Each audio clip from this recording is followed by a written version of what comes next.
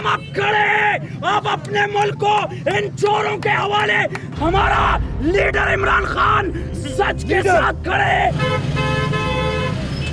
So this is a very hectic entrance to Imran Khan's residency here in Lahore right now, and as you can see, there's a lot of people that have shown up.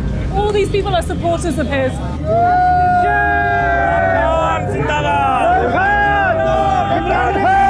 Why are you outside his house right now? Without dignity, government, imported government has arrived here to arrest him. So you're protecting Imran Khan against arrest? Protecting Imran Khan. We are fighting for Imran Khan. Inshallah, we will die for him, inshallah. Why? Because he is original leader of Islamic and all over the world. Imran Khan, the man at the centre of Pakistan's political chaos right now. From cricketing hero to Prime Minister to an ousted opposition leader fighting for survival. And they want me in jail so that I cannot contest elections. Imran Khan has been kicked out of government just last year. He's now hoping to make a political comeback. Things are very, very tense. The police have been camped outside his house, and we're heading right into the belly of the beast to meet the man himself.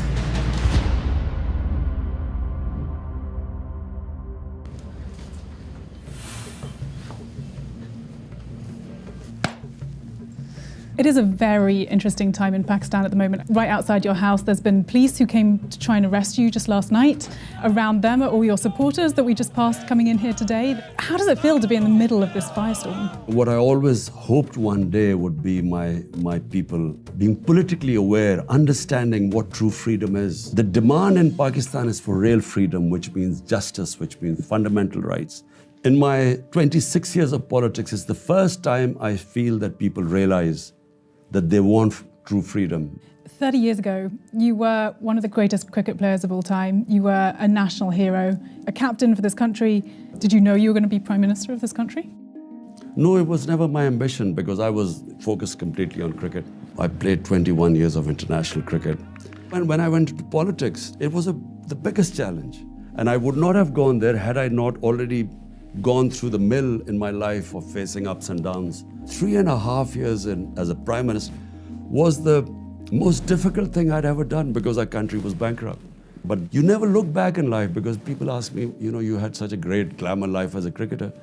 I look upon that life and, I don't even remember it. It means nothing to me. Really? There's not a tiny part of you that misses it? So many people will remember you from, being splashed across the Daily Mail. My mum's a big fan. You were a total babe magnet. You don't miss that life free of responsibility at all? Not even once have I ever missed that life. In fact, I don't even watch any cricket anymore. It is time for fresh faces to come into Pakistani politics. Since bursting into politics in 1996 and being elected Prime Minister in 2018, the challenges facing Imran Khan have been enormous. Just a few months back, Khan was leading a rally when he was shot 3 times in the leg. What was it like for you, knowing that someone is shooting at you? Well, I was expecting an attempt on my life, and I had predicted that for 2 months. When I heard the gunshots, I thought they were firecrackers. But then I had this awful feeling in my right leg. I had 3 bullets in my left leg, and one of them had broken my bone.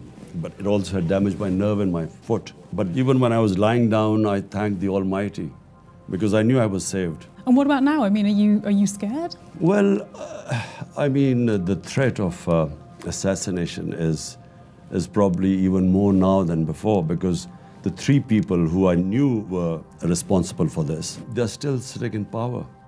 And they're probably more worried now than ever before because all indications are that whenever there are elections, my party is going to sweep the elections. Despite Khan's finger-pointing at the current government, there's no evidence that the ruling party was behind the assassination attempt. But they have pushed back the date for the next elections and filed dozens of legal cases against him, which is widely seen as an attempt to prevent him from running again. You are facing some very serious legal charges right now. There's a possibility that could lead to a prison sentence. The corruption cases against me, there's just one, what they're saying, when you get public gifts in Pakistan, they are saying that I sold one of the gifts. So I want a public hearing about this. I want this to be in public, covered by the media when this case comes to court. How would you handle prison? I survived an attempt. I'm really lucky to be alive. So, I mean, prison will be, I guess when it comes to it, I'll go to it. But if I don't fight for my country, who will? A few days after this interview was filmed, the violence escalated. One supporter was killed, and when the police unsuccessfully tried to arrest Khan at his home, 2 full days of chaos ensued. You're fighting for political survival. You are telling your people to go out on the streets, to march, to go to jail for you. You're calling for early elections. You say that your priority is economic and political stability. Do you ever think that if you were to step aside, if you were to let go, the government could get on with running the economy? If the current government was worried about economic stability, why did they conspire to remove our government? We only had 1.5 years left. So why? What was the hurry? The Prime Minister was about to be convicted. His sons were about to be convicted on billions of rupees of corruption. So the hurry was they didn't want to remove the government because there was a problem with the economy or they were worried about inflation. They wanted to remove the government because they wanted to get rid of the corruption cases, which they did. इंशाल्लाह corruption मेरा ये आपसे वादा है कि मैं आपको काबू करके दिखाऊंगा. You came into power promising to eradicate corruption within 6 months. You haven't done that. Corruption perception index worsened during your rule. The problem in Pakistan is that we have what is called elite capture. The ruling elite is above law. So it's not just Pakistan's problem, it's the problem with the entire developing world. My whole campaign is to bring the powerful crooks under the law. And why I failed, unfortunately, because the National Accountability Bureau, which deals with corruption, was not under me, was under the army chief. So you're saying you don't have control over the military? Because the army chief had the veto, I could not get the powerful crooks convicted, which is why we could not improve on our corruption index. If you cannot bring the powerful under the rule of law and hold them accountable, then I'm afraid, how can you control corruption?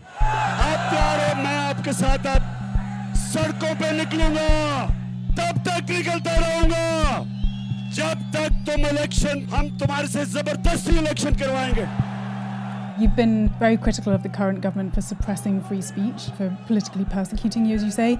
Under your own government, talk shows were shut down, journalists who've been critical of you were attacked, tortured, detained. As someone who is presenting yourself as a victim, I can see you shaking your head, as someone who is presenting yourself as a victim of persecution and a beacon of free speech. Not one case against the media was ever instituted by my government. I mean, there is a long list of journalists who... Let me just complete it. So not one by my government. What happened was the journalist who got into trouble said something to the army. When I found out, immediately the next day we had them released.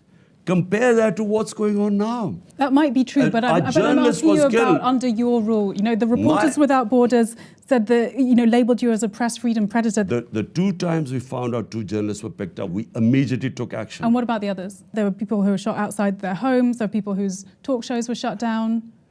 Talk shows was shut down only on 2 people who apparently said something against the army, not against my government. The army has ruled Pakistan for half the country's existence, and critics accuse them of still pulling the strings in the country's politics. You blame the military for many things. Why should people vote for you if you can't control the military? My responsibility was fighting corruption, but I did not have the authority on the institution that was supposed to be a tool to fight corruption, NAB, which was controlled by the army chief. Do you not feel like it needs to be dismantled in order to actually have a free and fair country, as you say? There needs to be a balance. No management system works if the Prime Minister has the responsibility, but he doesn't have the authority. Another force Khan has tried to find balance with is the Taliban.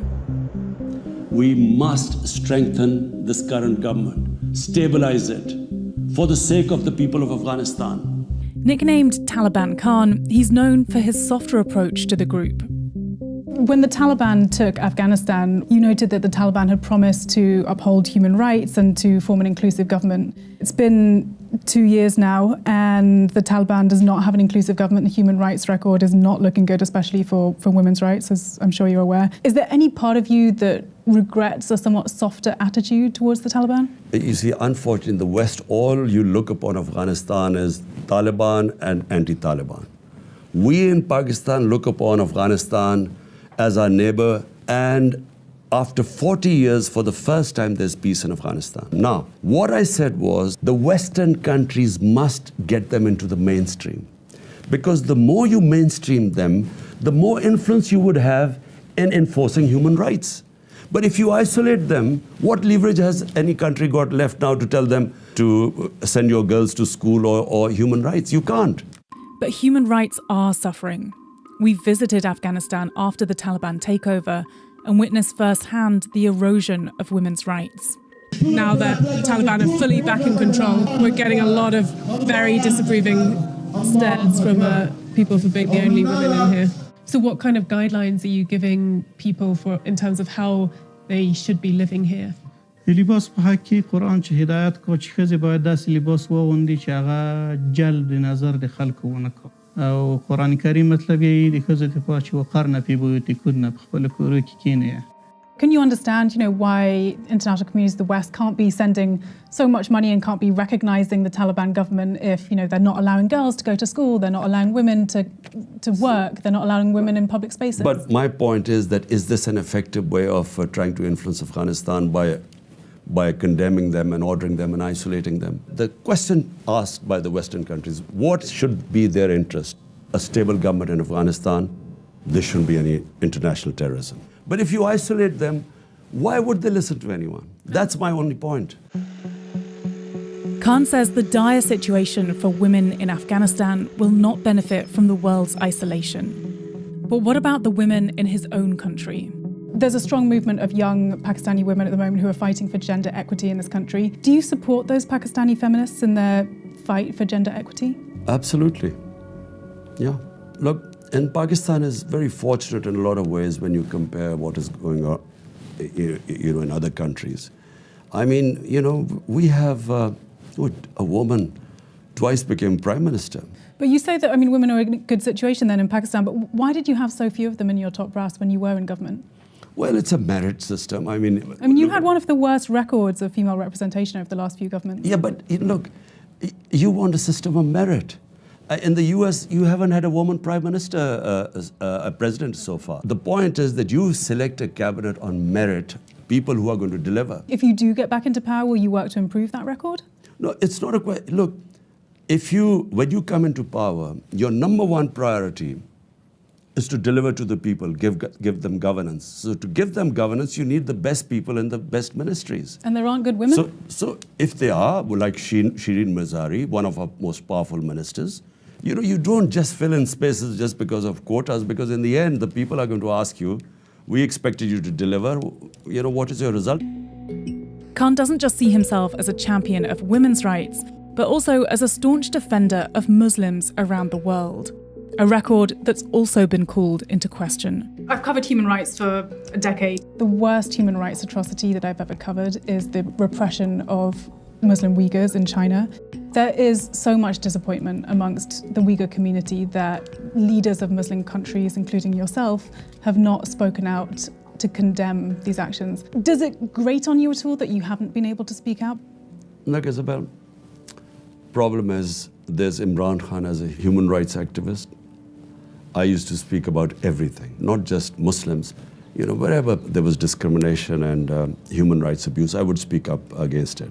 When you become the prime minister, your number one priority becomes, in my case, 220 million people of Pakistan. When that is your number one priority, then you have to be very careful. You don't have the luxury to criticize. Poor countries do not have the luxury to criticize when they have a huge amount of vulnerable people. Rich countries, unfortunately, they too are selective. But China isn't the only country Khan refuses to criticize. He happened to be visiting Russian President Vladimir Putin the very day he invaded Ukraine. What was Putin like that day? You got a front row seat to war breaking out and him literally launching war that day. The morning, just before, an hour before my meeting, we found that they had invaded Ukraine. So I first thought he might cancel the meeting. Then I thought it would be a brief meeting. I didn't think I would be sitting there for 3 hours. Did you bring it up with him? And he gave the Russian point of view. Why didn't the West include Russia in NATO? Why is this alliance against Russia? And why at the doorstep? So he had his point of view. Of course, the West has their own point of view. My point is that, we as countries should stay neutral. We became part of the US war on terror. 80,000 Pakistanis were killed. Over $100 billion were lost to the economy. There were 400 drone attacks by the US on an ally in Pakistan. And what did we gain out of this? One lesson Pakistan has learned is stay out of other people's conflicts. कौन बचाएगा पाकिस्तान? इमरान खान, इमरान खान। कौन बचाएगा पाकिस्तान? इमरान खान, इमरान खान। कौन बचाएगा Pakistan? Are you enjoying this fight? Yes, because I think if I woke up and there was no challenge in my life, I would think it's the end of my life. So there's never a point you're going to step aside? I don't know, because right now I see this huge challenge in front of me. So I'm just focused on that. What happens after that, I don't know. Get Pakistan out of this quagmire is going to be probably the most phenomenal thing that anyone could ever do.